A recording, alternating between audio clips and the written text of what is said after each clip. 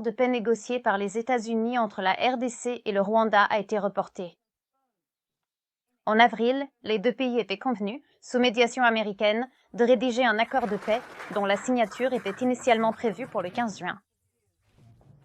Cet accord visait à mettre fin à l'escalade de la violence dans l'est de la RDC, où les rebelles du M23, soutenus par le Rwanda, ont gagné des terrains depuis janvier.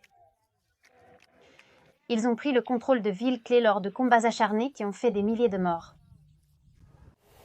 Mais en l'absence d'accord finalisé, un nouvel effort diplomatique semble avoir échoué.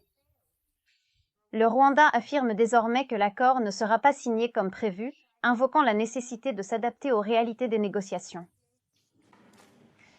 Le Rwanda insiste sur le fait que le processus est toujours en cours et que la signature n'aura lieu que lorsqu'un accord de paix gagnant-gagnant sera trouvé par toutes les parties. Cela intervient quelques jours après que le Rwanda s'est retiré du principal bloc économique d'Afrique centrale, qu'il accuse de prendre parti pour la RDC dans le conflit en cours. L'impasse survient malgré l'optimisme des responsables américains. Sous la direction du secrétaire d'État Marco Rubio, les États-Unis avaient, eux, facilité une déclaration conjointe en avril, dans laquelle les deux parties s'engageaient à respecter la souveraineté et à cesser tout soutien aux groupes armés. Désormais, le cadre américain vise à renforcer l'intégration économique régionale, notamment par des investissements dans les minerais stratégiques, l'hydroélectricité et l'exploitation minière. Selon des rapports, Washington fait pression sur Kigali pour qu'il se retire du territoire congolais. Un projet d'accord de paix exige que le Rwanda retire toutes ses troupes, armes et équipements comme condition préalable à la signature finale. Cependant, le Rwanda n'a pas encore accepté ces conditions.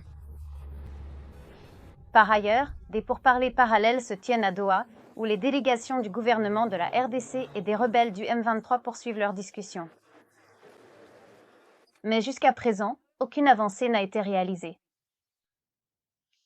Dans un autre développement majeur, l'Afrique du Sud a commencé à retirer ses troupes de l'est de la RDC.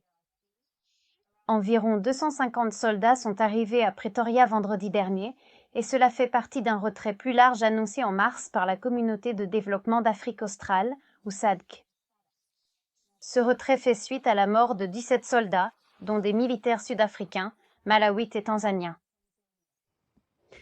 L'Afrique du Sud a subi le plus de pertes, avec 14 soldats tués. Ces pertes ont provoqué une pression intérieure croissante en faveur d'un désengagement militaire. Le chef de la défense sud-africain a souligné que ce retrait n'est pas une défaite, mais une mesure technique visant à permettre la poursuite de la médiation. Alors que les troupes de maintien de la paix se retirent, la situation dans l'est de la RDC reste extrêmement volatile, avec des millions de personnes déplacées et des communautés entières prises entre deux feux. Malgré les efforts de médiation des États-Unis, du Qatar, de l'Union africaine et d'autres, le chemin vers la paix et la stabilité demeure fragile et incertain.